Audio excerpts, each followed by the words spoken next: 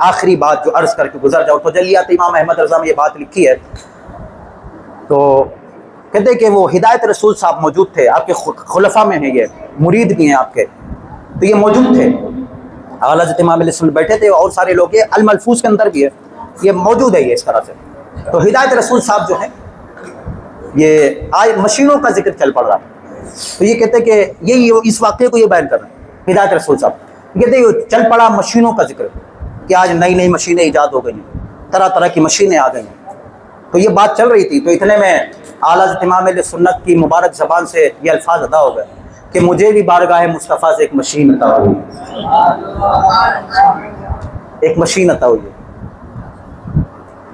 اور وہ ایسی مشین ہے کہ اس میں جس طرح کا بھی سوال ڈالو فوراً جواب دے دو۔ اچھا، اعلیٰ حضرت کی خاصیت یہ پتہ ہے آپ کو،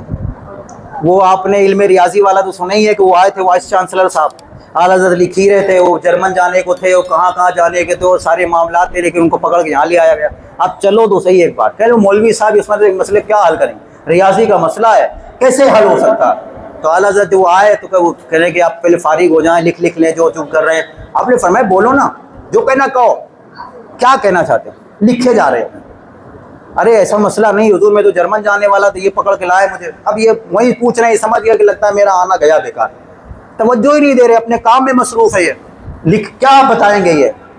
تو آپ نے فرمایا بولو تو صحیح۔ اب وہ جب وہ عرض کی انہوں نے کہ حضور یہ مسئلہ ہے، تو آپ نے وہ چند خانے وغیرہ بنا، یہ ساری چیزیں کی کہ آپ نے اس کو جہاں یوں کرو، یہاں یوں کرو، جہاں یوں کرو، یوں کرے، مسئلہ حل، پھر اپنا لکھنے میں مصروف ہو گئے۔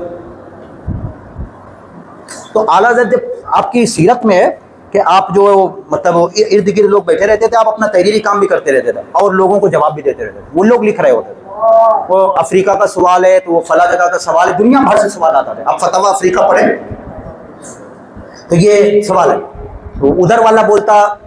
مثلا رضاعت کا مسئلہ ہے، کوئی طلاق کا مسئلہ ہے، کوئی وراثت کا مسئلہ ہے، کوئی کسی مسئلے کا کوئی کچھ مسئلہ ہے، وہ بولتا تو اعلیٰ پھر لکھ رہے ہیں، اس کو جواب دے دیتے، وہ اب آگے عبارت لکھتا، اب ادھر سے وہ پوچھتا تو پھر اس کو جواب دیتے، پھر اپنا لکھ بھی رہے ہیں، اور اس کو بھی جواب دے رہے، اس کو بھی جواب دے رہے، اس کو بھی جواب دے رہے، سب اپنے اپنے مسئلے، اور یہ فقہ کے مسائل بیان ہو رہے ہیں، فتوا دیا جا رہا ہے، یہ نہیں کہ کسی کتاب سے پڑھ کے سنایا نہیں جا رہا ہے کہ ہم فتاوی رضویہ اٹھائیں، بار شریعت اٹھائیں اور یہ کتاب پڑھ کے سنا دے رہے، پڑھ کے لکھ کے نقل کر دے رہے۔ اب تو دنیا میں سب کے سب مفتی ناقل ہیں بھائی، اعلیٰ حضرت نے فرمایا کہ دنیا عرصے سے مفتی سے خالی ہے، جو بھی ہے وہ سب مفتی ناقل ہیں، وہ اصول ضوابط کے مطابق وہ جو بنائے گئے ان میں فتوا دیتے ہیں، وہ کچھ نئی تحقیقات کو جو اسی دائرے میں لے کے کرتے ہیں۔ مفتی تو اصل میں امام اعظم ابو حنیفہ تھے، امام محمد، امام یوسف تھے، امام شافعی، امام مالک تھے، یہ مفتی تھے۔ اب مفتی غوث پاک بھی مفتی تھے، اگرچہ انہوں نے باقاعدہ ان کا کوئی مسلک تعارف میں نہیں آیا، لیکن یہ بھی مفتی تھے۔ اعلیٰ حضرت ہدایت بخش ان کا ذکر کیا کہ مفتی تھے، کلام کیا باقاعدہ اس پر۔ تو یہ اعلیٰ حضرت کی کیسی شخصیت تھی، کیسی مشین تھی، وہ مشین کا واقعہ ذکر کرنا، تو یہ یوں جواب دیا کرتے تھے، ایک جزیہ اس کو لکھوایا، وہ اس کو جزیہ لکھوایا، اس کو جزیہ لکھوایا، جزیات لکھوا رہے ہیں، یہ جواب کے طریقے ہیں، بھائی دلیل سے فتوے دیے جا رہے ہیں۔ بھائی سوچو تو صحیح تھوڑی، یہ کون سی شخصیت ہے، کون سی شخصیت ہے یہ اعلیٰ حضرت۔ اب وہ ہدایت رسول صاحب جب یہ ذکر چلا نا تو انہوں نے ضد پکڑ لی، کہنے لگے کہ حضور مجھے وہ مشین دیکھنی ہے۔ اب وہ اعلیٰ ذکر چلو بعد میں یہ سب ہوگا، دیکھا جائے گا، یہ وہ تمام باتیں ٹالنے کی کوشش کر رہی ہے، اصرار پہ اصرار، اصرار پہ اصرار، نہیں حضور دیکھنی ہے، نہیں دیکھنی ہے۔ جب زیادہ ضد کی نا تو اعلیٰ حضرت نے اپنے انگرکھے کے جو بٹن کھولے اور سینہ مبارک کھولا اور فرمایا یہ ہے وہ مشین جو بارگاہ مصطفیٰ سے عطا ہوئی، اس میں جس قسم کا سوال ڈالو فوری جواب لو۔